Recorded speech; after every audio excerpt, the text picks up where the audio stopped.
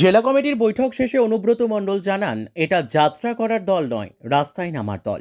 দল তো যাত্রার দল নয়, রাস্তায় থাকার দল। যতই রাস্তায় নামবে তত দল ভালো হবে।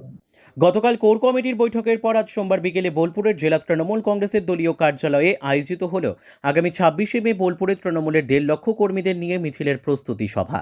তবে এই বৈঠকে অনুব্রত মণ্ডল, মন্ত্রী চন্দ্রনাথ সিংহ, বিধায়ক অভিজিৎ সিনহা, সাংসদ অসিত মালেরা উপস্থিত থাকলেও অনুপস্থিত থাকতে দেখা গিয়েছে কাজল শেখ, জেলা কোর কমিটির চেয়ারম্যান আশিস বন্দ্যোপাধ্যায়, সুদীপ্ত ঘোষ ও বিকাশ রায় চৌধুরীকে। বৈঠক শেষে অনুব্রত মণ্ডল জানান, আগামী 26শে মে বোলপুরে 1.5 লক্ষ লোক নিয়ে মিছিল করা হবে। সেখানে বোলপুর মহকুমার প্রতিটি ব্লক স্তরের কর্মী সমর্থকরা উপস্থিত থাকবেন।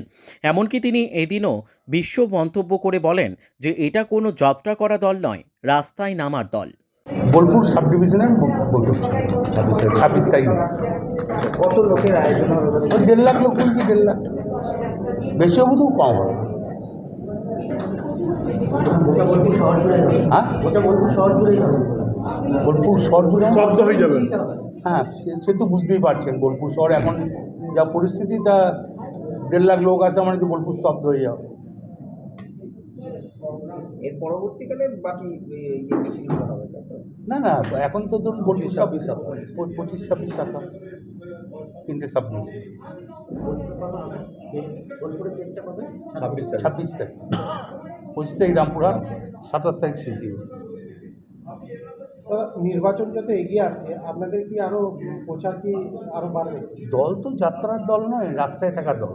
যতই রাস্তায় নামবে তত দল ভালো হবে। রাস্তায় নামাতে চাইছে 100বার দল তো তৃণমূল কংগ্রেস তো রাস্তায় নেমেই দল বড় হচ্ছে। মানুষের কাছে বার্তা কি থাকবে?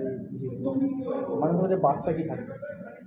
বার্তা মানুষকে যেটা দেবার ঠিকই দেবো, সেটা বসে ঠিক করে নেবো স্লোগান।